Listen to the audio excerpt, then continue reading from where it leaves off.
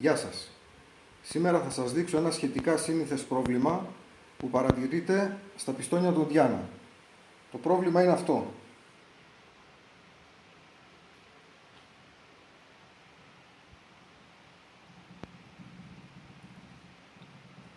Και είναι οι τζόγοι που δημιουργούνται στον άξονα. Το πρόβλημα θα έλεγα πως δεν είναι τόσο από την υπερβολική χρήση, όσο από τον κακό τρόπο στερέωσης και εφαρμογής του άξονα στο υπόλοιπο σώμα του πιστονιού. Αυτό έχει σαν αποτέλεσμα δύο πράγματα. Πρώτον, στην πιο χαλαρή του μορφή να βγάζει δονήσεις και θόρυβο κατά τη βολή, και δεύτερον, σε πιο προχωρημένη κατάσταση, να μην οπλίζει στο άγκιστρο της σκανδάλης. Σήμερα θα σας δείξω τον τρόπο επισκευής, ώστε να γλιτώσουμε την αγορά ενός νέου πιστονιού, που φυσικά δεν μας εξασφαλίζει πως και εκείνο δεν θα πάθει την ίδια βλάβη κάποια στιγμή στο μέλλον. Σε πρώτη φάση θα πρέπει να κεντράρουμε σωστά τον άξονα, αλλά και να τον κρατήσουμε ακινητοποιημένο σε αυτή τη θέση μέχρι να τον ασφαλίσουμε με κάποιο τρόπο. Για να το πετύχουμε αυτό θα φτιάξουμε ένα μανδρινάκι, αυτό εδώ, το οποίο θα μπει στον τόρνο και θα τοποθετηθεί εδώ πίσω, σφιχτά. Το εξάρτημα αυτό έχει σαν ουσία να ασφαλίσει, όπως είπα, τη φούστα του πιστονιού, αλλά και τον άξονα εσωτερικά. Στη συνέχεια, αφού γίνει αυτό και τα κεντράρουμε όλα όπως πρέπει, τότε παίρνουμε το πιστόνι μας και σε αυτά εδώ τα σημεία περιμετρικά,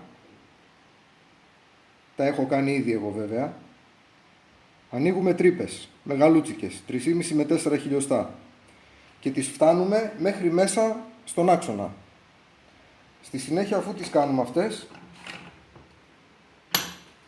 φτιάχνουμε στον τόρνο πυράκια, επίσης 3,5 με 4 χιλιοστά, αντίστοιχα με τις τρύπες, και τα οποία θα τα βάλουμε μέσα σφινωτά και κολλητά και θα ασφαλίσουμε το πιστόνι μας.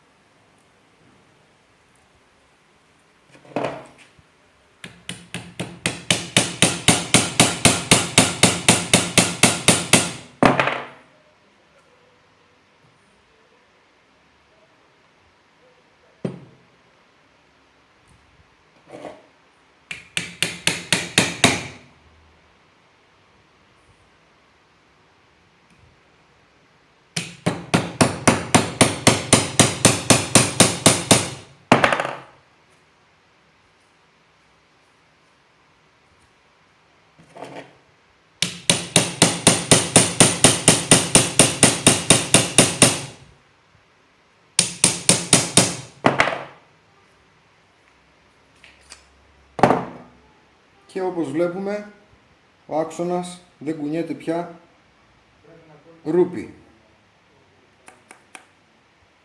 Ούτε τριγμούς, ούτε δονήσεις, τίποτα.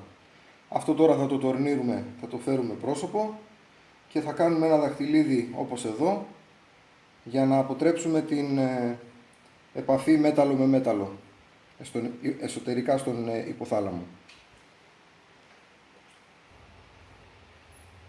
Τα έχουμε κεντράρει όλα στον τόρνο, τα έχουμε τοποθετήσει.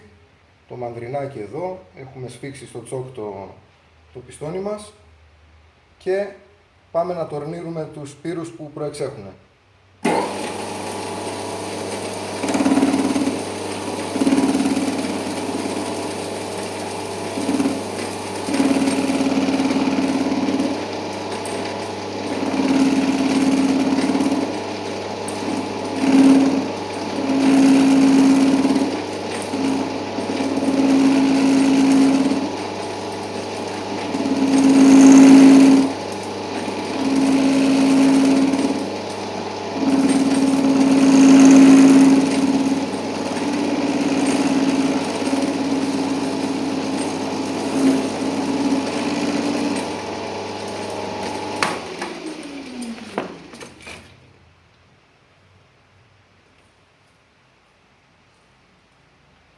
Τέλεια. Θα γυαλίσουμε και λίγο το σημείο.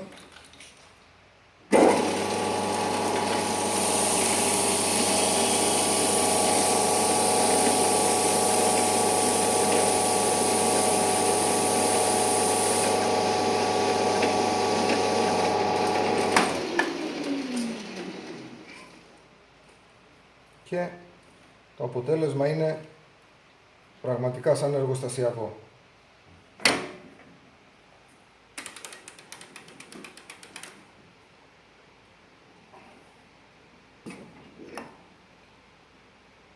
Εντελώς κεντραρισμένο, χωρίς τζόγους, χωρίς τίποτα.